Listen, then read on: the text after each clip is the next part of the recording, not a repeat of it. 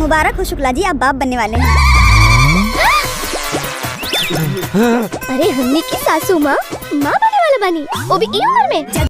नमस्ते प्रणाम, आप सब देख रहल बानी भोजपुरी प्लस। था आज के ई खबर बा भोजपुरी ट्रेलर सोठौरा खइहे सासू जी ऑफिशियल ट्रेलर के बारे में, जो कि एंटरटेन रंगीला यूट्यूब चैनल पर रिलीज हो चुकल बा।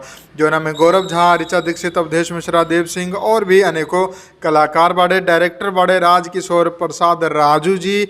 और कहानी जौन बा उ फिल्म के उ बहुत ही दिलचस्प बा।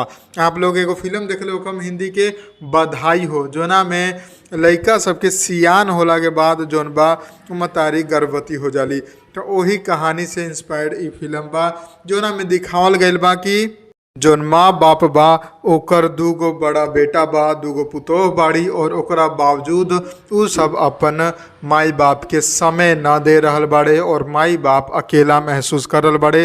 तब जौन बा माई बाप ई फैसला करेले कि उ एगो नया संतान के पैदा करिहें और एकरा खातिर उ डॉक्टर से भी मिले जाले।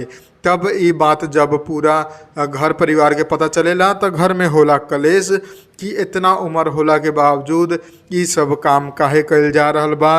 और बाप शुरू में तो ई सब चीज़ ना बतावेला, लेकिन जब मतारी गर्भवती हो जाली, घर में बहुत ही ज़्यादा तमाशा हो जाला, तब ये सब चीज़ खुल के बतावेला कि जब एगो संपूर्ण परिवार होला के बाद भी हमनी अकेला महसूस कर रहल बानी, तब अगर हम अपन एगो नया बच्चा के लेके सोच रहल बानी, तब हमरा खातिर शर्मिंदगी के बात ना बा, उ तोहनी खातिर शर्मिंदगी के बात बा।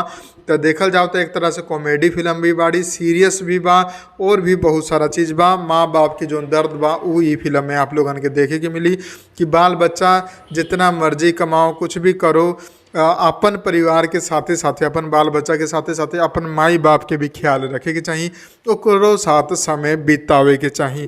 तो ई टॉपिक पर फिल्म बनल बा। ट्रेलर बहुत मज़ेदार बा, जाके एंटरटेन रंगीला यूट्यूब चैनल पर आप लोग देख सकतानी। अगर हमारी रिव्यू पसंद आयल बा तो वीडियो के लाइक करके शेयर कर दी। हम मिलम आप लोगन के एगो नया वीडियो में, नया खबर में। तब तक खातिर जय हिंद, जय भोजपुरी, प्रणाम।